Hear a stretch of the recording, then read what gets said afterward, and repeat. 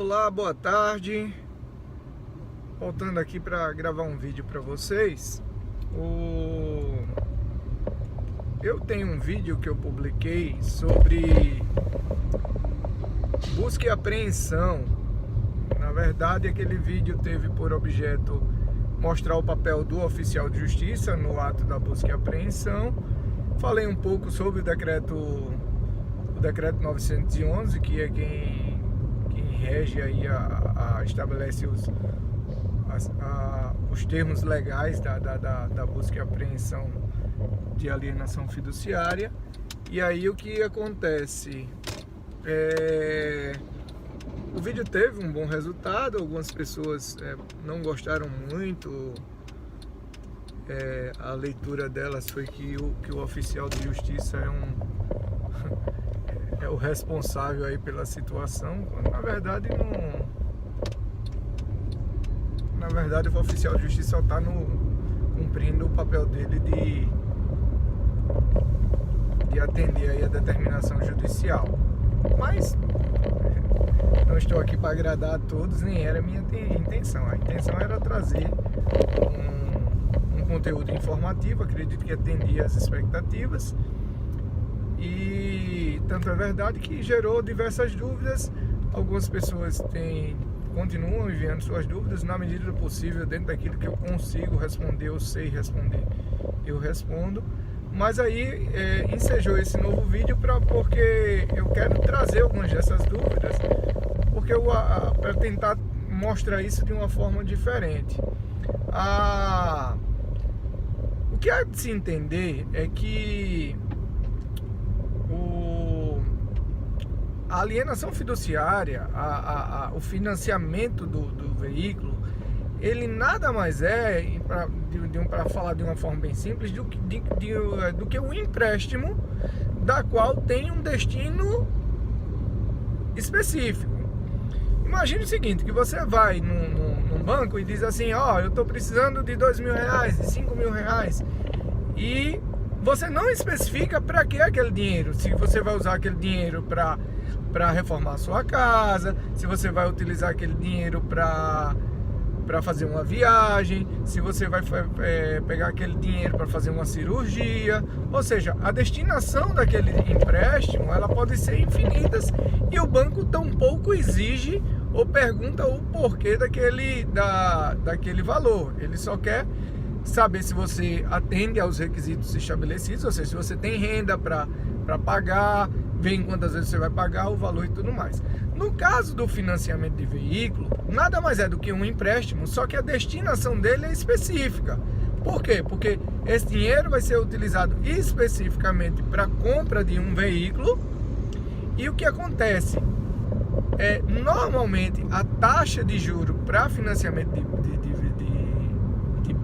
veículo, ela é mais baixa. E por que ela é mais baixa? Ela é mais baixa porque há uma garantia. Qual é essa garantia? O bem, certo? Então, por exemplo, se você for hoje pedir R$4.000 emprestados para fazer qualquer coisa sem dar nenhum tipo de garantia ou sem especificar a destinação, você vai ter uma taxa de juros aí que vai variar, dependendo do banco, de 3, 4, 5, 6%.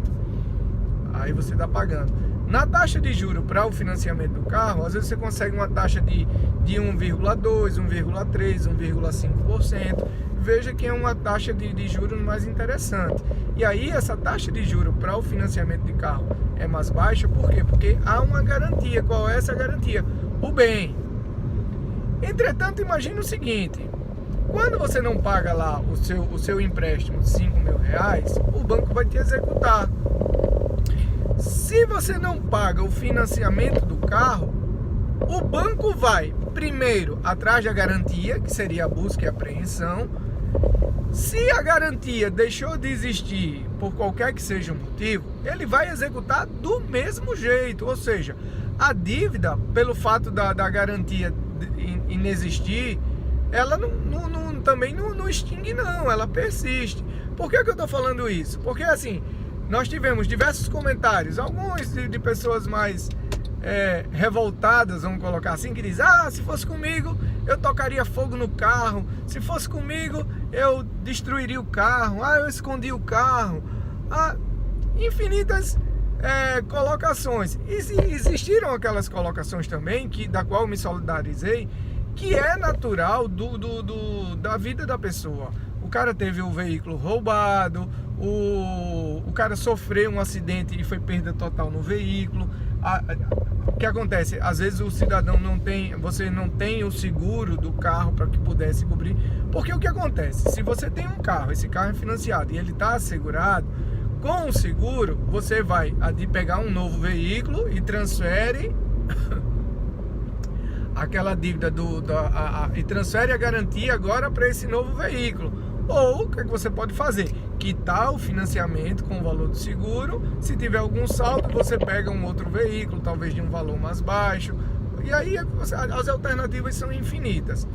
Então, o que é que precisa ficar claro para você? O que precisa ficar claro para você é: ora, se o veículo foi roubado, se o veículo pegou fogo, proposital ou não, se sofreu um acidente e houve perda total do veículo e tudo mais, a dívida do financiamento, ela persiste. Se a garantia deixa de existir, aí o banco vai buscar outros meios de te executar. Ou seja, ele vai atrás de outros valores. Então ele vai bloquear valor que esteja em conta bancária que você tenha, ele vai atrás de algum patrimônio imóvel que você tenha. Você tem um terreno, você tem outro carro, por exemplo, ele vai atrás desse outro. Ele vai atrás de alguma forma atrás da dívida que você tem para com ele, tá bom? Então, isso precisa ficar esclarecido.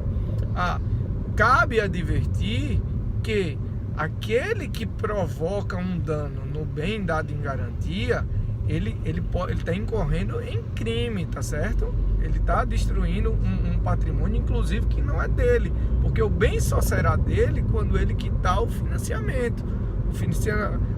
O nome aí da modalidade é alienação fiduciária, ou seja, o veículo ainda está sob alienação, sobre propriedade do banco, e só será transferida essa propriedade ao fim da quitação do financiamento. Então a pessoa está incorrendo em crime e pode responder criminalmente caso o banco descubra que isso aconteceu dessa forma, tá bom? Para além disso, cabe a gente fazer trazer uma questão aqui, que é a questão moral, né? A gente vive um momento tão acalorado em nosso país, que as pessoas têm falado tanto sobre corrupção, que quer ver os corruptos na cadeia, que o país precisa tomar um rumo diferente. Esse tipo de mudança, ela começa dentro da nossa casa. Então, assim, em regra, a gente tem que honrar com os nossos compromissos. Ora, e se por qualquer motivo a vida veio e deu na gente uma rasteira, eu vi muita gente dizer: você fala isso porque você nunca passou por dificuldade.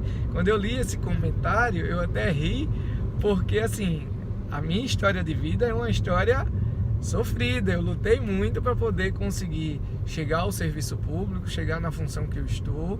Estou muito feliz onde eu estou. É uma função que me satisfaz, que eu gosto muito de realizá-la. Realizo ela com a maior presteza do mundo, e não há alegria no meu coração em praticar um ato que está levando a algum tipo de lesão à pessoa.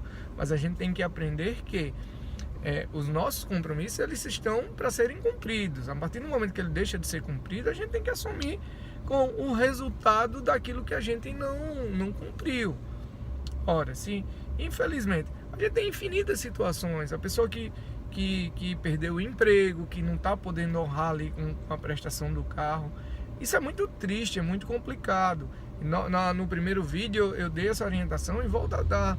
O ideal é sempre tentar o diálogo com a instituição financeira. Não deixa acumular, ou se deixa acumular, liga, tenta renegociar, fala que está desempregado, tenta ver uma alternativa para que não chegue a um extremo. É engraçado como no no âmbito judicial, as pessoas têm muito medo a dizer, o oficial de justiça chegou, as pessoas tremem, ficam nervosas e tudo mais. É engraçado que eu já teve casos de eu intimar pessoas que entraram com ação. Você entrou com ação contra a empresa de energia, por exemplo, e aí saiu uma sentença de procedência, você é o autor da ação, ganhou a ação, e eu tô indo lá levar essa notícia. E quando eu bato lá na porta da pessoa que diz, boa tarde, oficial de justiça, a pessoa fica nervosa, tremendo. Então essa imagem do oficial de justiça, que normalmente tá levando uma notícia ruim e tudo mais, ela parece que ela ficou enraizada aí no consciente das pessoas. Mas o ideal é o seguinte: ainda que a notícia que o oficial esteja levando seja ruim,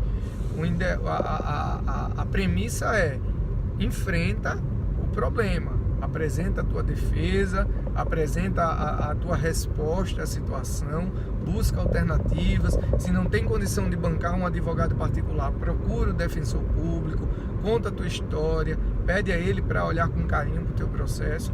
Que assim, não é que isso vá ser a solução plena da coisa, mas ficar na inércia é muito pior. Ficar parado e deixar as coisas acontecerem, deixar o processo correr à revelia, como é dito, é muito pior, tá certo? Meu grande abraço a vocês, muito obrigado, agradeço pela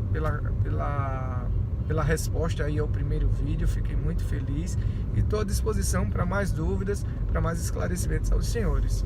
Abraço a todos.